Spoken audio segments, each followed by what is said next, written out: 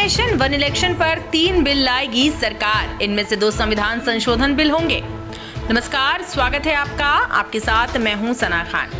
एक देश एक चुनाव को लेकर सरकार संसद में बिल लाने की तैयारी में है। सूत्रों के हवाले से ये खबर सामने आई है। सरकार के सूत्रों के मुताबिक सरकार 3 बिल लाएगी, जिसमें 2 संविधान संशोधन बिल होंगे। हालांकि अभी तय नहीं है कि ये बिल सरकार संसद के आगामी शीतकालीन सत्र में लाएगी या बजट के सत्र में। इसे लेकर जल्द ही सरकार के स्तर पर फैसला लिया जाएगा।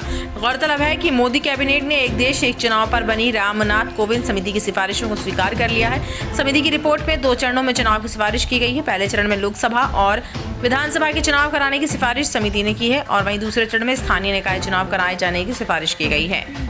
आपको बता दें कि वन नेशन वन इलेक्शन पर विचार करने के लिए मोदी सरकार ने पिछले साल सितंबर में पूर्व राष्ट्रपति रामनाथ कोविंद की अध्यक्षता में कमेटी का गठन किया। कमेटी ने इस साल मार्च में राष्ट्रपति द्रौपदी मुर्मू को 18,626 पन्नों की रिपोर्ट सौंपी है। रिपोर्ट में ये प्रस्ताव दिया गया था, जिसके अनुसार सभी राज्य विधानसभाओं का कार्यकाल अगले लोकसभा चुनाव यानी 2029 तक बढ़ाया जाए। बहुमत नहीं मिलता है तो अविश्वास प्रस्ताव पास हो जाता है, तो बाकी 5 साल के कार्यकाल के लिए नए सिरे से चुनाव कराए जा सकते हैं। पहले फेज में लोकसभा और विधानसभा चुनाव कराए जा सकते हैं। 100 दिनों के भीतर दूसरा फेज होगा, जिसमें शहरी और ग्रामीण निकाय चुनाव कराए जाएंगे। सभी चुनावों के लिए कॉमन इलेक्टोरल रोल तैयार किया जाएगा। एक साथ चुनाव कराने के लिए उपकरणों, जनशक्ति और सुरक्षा बलों की एडवांस प्लानिंग की सिफारिश भी इसमें शामिल है।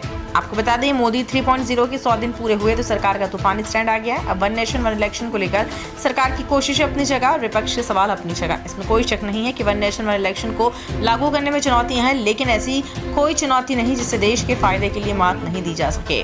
समिति ने एक देश एक चुनाव पर रिपोर्ट तैयार करने के लिए 62 सियासी दलों से राय ली थी। इन राजनीतिक दलों में से 32 ने समर्थन, 15 ने विरोध और 15 ने इस पर जवाब देने से इनकार कर दिया। जेडीयू ने कहा, जहां बिल का समर्थन किया तो वहीं चंद्रबाबू नायडू की पार्टी ने मामले में अपनी राय नहीं दी। इतना ही नहीं, मायावती ने इसका समर्थन किया है। वन नेशन वन इलेक्शन पर आपकी क्या राय है, हमें कमेंट सेक्शन में जरूर बताएं।